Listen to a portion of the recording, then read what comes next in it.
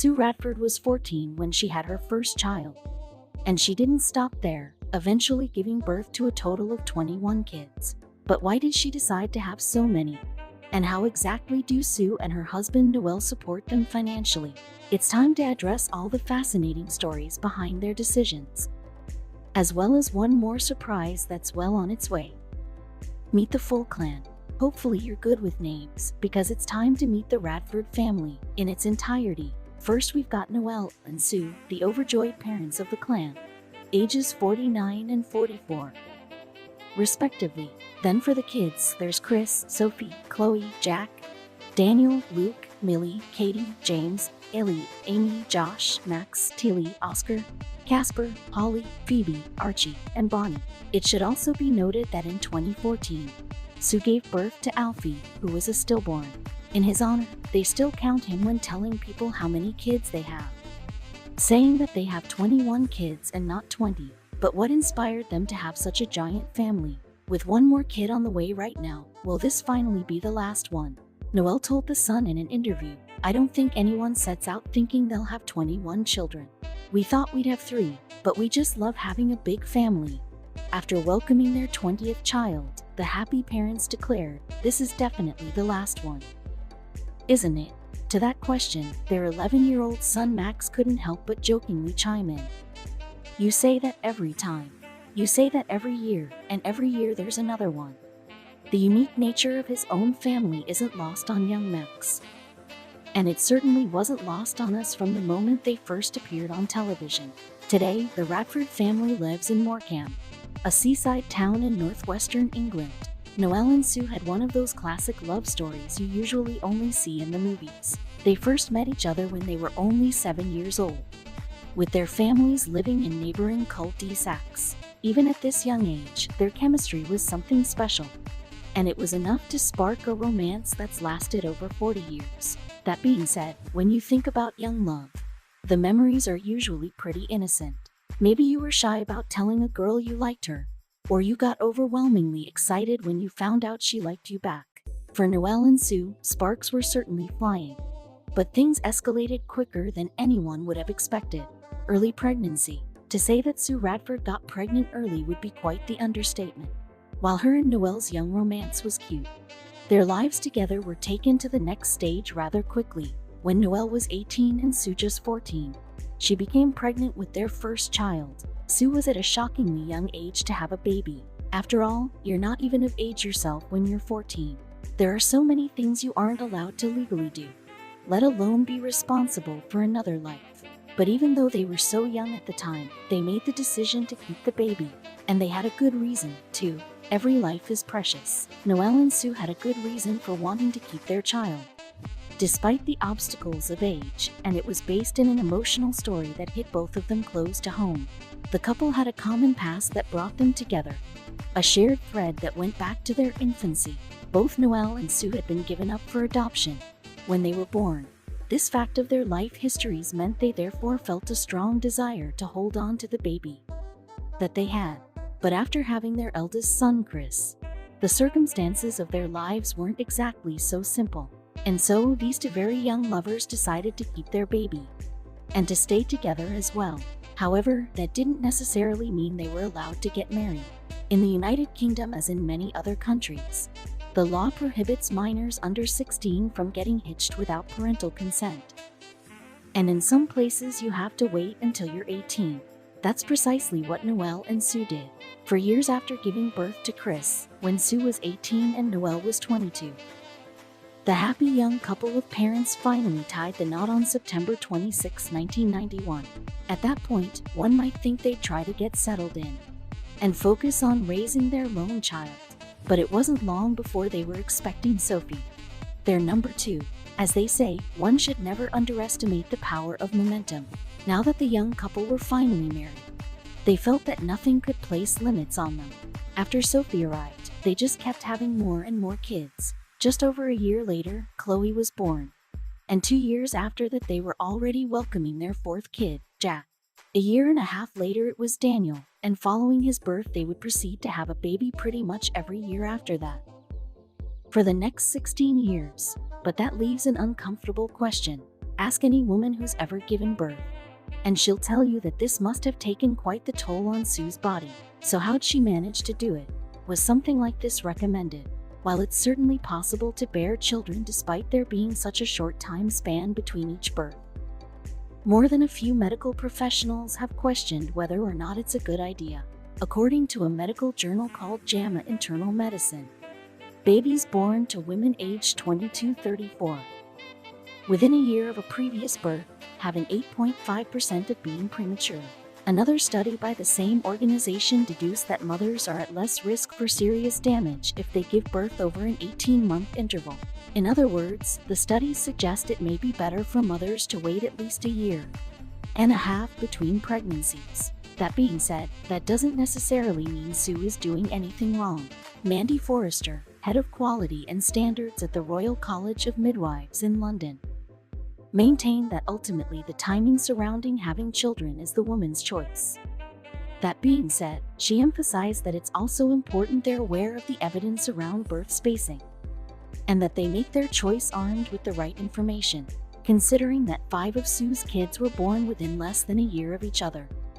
It raises some questions, not to mention eyebrows. But at the same time, Forrester is maintaining that Sue is perfectly within her right to make her own choices with her body. Sue herself seems to know what she's doing, and it wasn't long before she proved it again.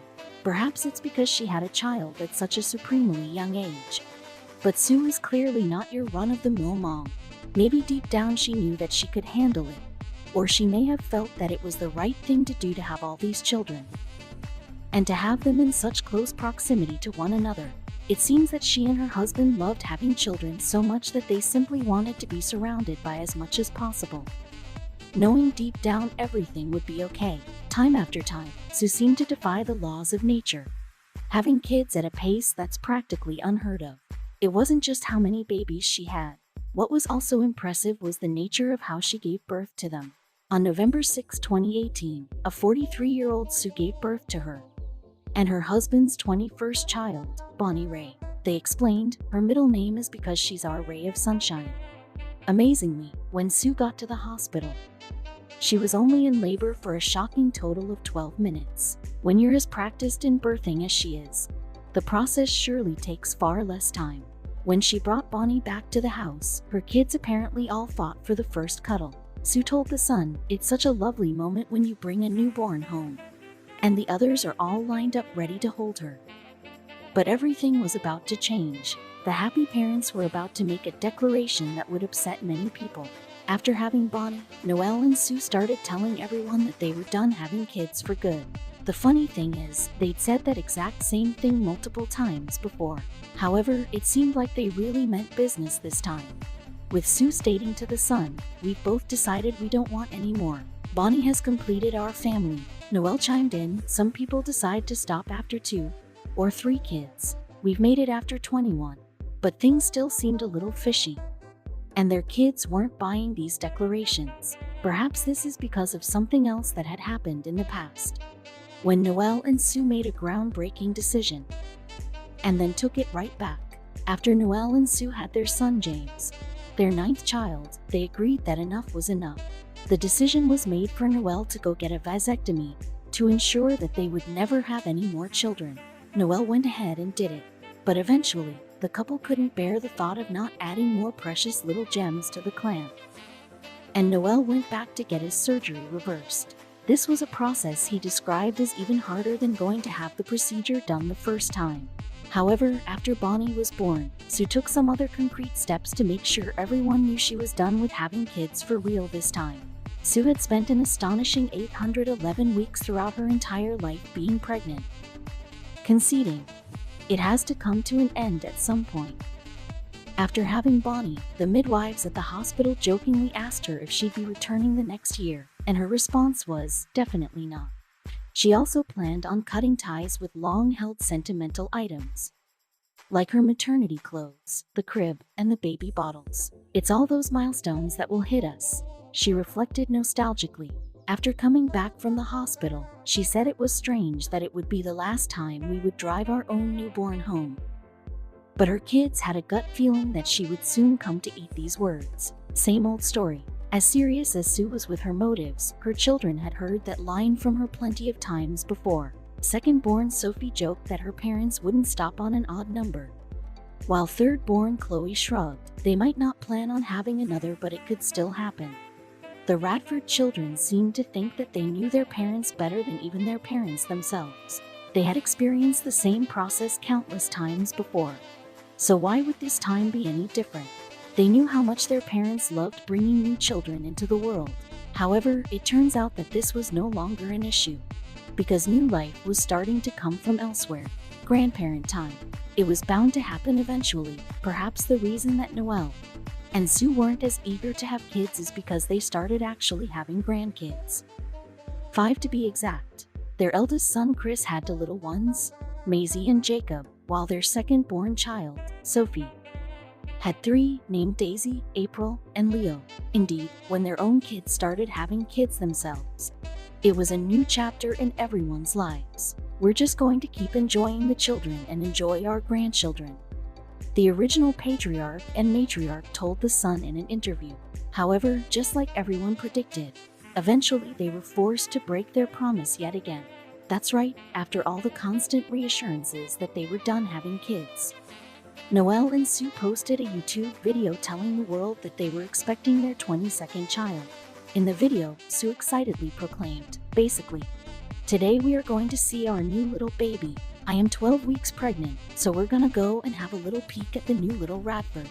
She made the announcement with such a melodious flavor in her voice that it's obvious just how much she loves having kids. As of now, the due date for baby Radford is in April of 2020. However, there were actually some complications with this pregnancy. Throughout the early stages of Sue's latest pregnancy, there were some health concerns that the baby wasn't growing quickly enough. It didn't matter how many kids they already had. Every life is precious and fragile, and it was doubtlessly a hard time for them to go through. But thankfully, the baby's trajectory took a positive turn in the later months, and Sue enthusiastically described the baby's rapid movement and growth. If all goes well, that would give them a total of 20 kids. But how are they going to manage it? And for that matter, how have they been able to support these kids financially for all these years? It's fascinating to learn about Sue and Noelle's typical day with their large batch of little ones. They wake up every morning at 6:30 a.m. Every breakfast, the family goes through 18 pints of milk, 3 liters of juice, and 3 boxes of cereal. Then, they must send their children on ferries to 3 separate schools, and 1 per school. Later on, they wash, cook, and clean after all 20 of their kids, 3 of whom are currently under the age of 4. Noelle joked that every time they have a new baby, their time in the hospital is their only time off, adding in jest, "It's why we kept having them." But in addition to all the work they do, the financial toll it takes is understandably quite pricey. Here's how. Having 21 children is beautiful in theory, but it's certainly far from being free. When they go out for dinner, they have to pay at least $190. Going to the movies can run a price tag of around $130. Sue explained to the publication FEMAIL, "We do like to go to the cinema, especially in the holidays when the kids are a bit bored. But it can be up to $13 per person, so it can work out really expensive." One of their favorite activities, trampolining, sets them back around $300. In order to deal with all the expenses, Sue explained, "We often look for the different discount codes you can find on the internet and go with whatever offers they've got on. But discounts can only get one so far. So where does the money come from? With multiple tuitions to pay, the $325 a week in groceries, utility bills, and everything else we already mentioned. One may wonder how they're able to pay for everything. Well, it turns out the majority of the Radford's income comes from their longtime pie business, Radford's Pie Company. Noelle, a master of pies, has been baking them for 25 years and seems to have built himself such a great reputation that his business is thriving. However, there's also the television documentary that they've appeared on from time to time, which undoubtedly provided them with a nice stipend. In addition to all that, they reportedly received $125 a week in child benefits from the government. Their house is also one of their biggest assets. The Radford family home in Morecambe is a 10-bedroom house which they bought for roughly $312,000 in 2004. It's more than big enough to hold their small community of children. Yet even with the house's impressive size, anyone who's ever had children knows how messy things can get. So you can imagine what it's like for them. Sue confirmed it on Instagram. With so many people living in this house, things get messy very quickly. Considering the fact that the laundry machine works non-stop in their house, it's probably the same when it comes to cleaning. At least they have an army of children to help with the chores. But when it comes to this family, everything seems to be fun for them. With a house packed with so many people, the feeling is like an endless summer camp. Patriarch Noel offered these positive comments about his family. "There's never a dull moment. It's a happy house full of laughter, and we just love being surrounded by all our children. The kids love being part of a big family too. From the outside looking in, it can be easy to talk about all the hardships and obstacles. But after hearing them talk about one another in such a loving way, one can't help but feel their spirit. The Radfords don't see their abundance of kids as a problem at all. But what do other people think about them? It comes as no surprise that many people around the world are delighted when they hear about the Radfords. And what's more, they truly respect them." One commenter on the Sun's website wrote about the Radfords, "Hats off to them. I've always found them inspiring if they can have that many children and financially support themselves." They continued, "This just goes to show that anything is possible. No excuses whatsoever. Fair play to them." Many of the other comments sang a very similar tune. People are truly touched by the Radford family's love for one another. And here's how they learned about them in the first place. The world first became aware of the Radford family when they appeared on a UK channel for a documentary called 15 Kids and Counting. Of course, they would subsequently continue to appear every year on the same program, with channel for updating fans as they continued to have more children. The show turned into 16 years and counting, then 17 years and counting, and then ...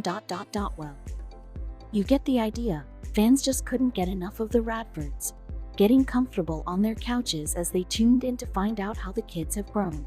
And as this continued to happen, eventually the Radfords were given a prestigious title. As the Radford family grew and grew, eventually they were recognized as Britain's largest family. This title alone catapulted them into another level of fandom, with plenty of the children garnering their own individual followings on social media as well. On Instagram, the Radfords' official page currently holds a following of 212,000, with third-born daughter Chloe holding a personal fan base of nearly 24,000. They're celebrities in their own right, but with a different kind of spotlight. One that isn't accompanied by red carpet dresses and Oscar wins. It's the type of adoration that regular citizens can truly relate to. The Radfords are all about family, and ultimately, a lot of people can agree that family is a worthy common denominator to aspire to.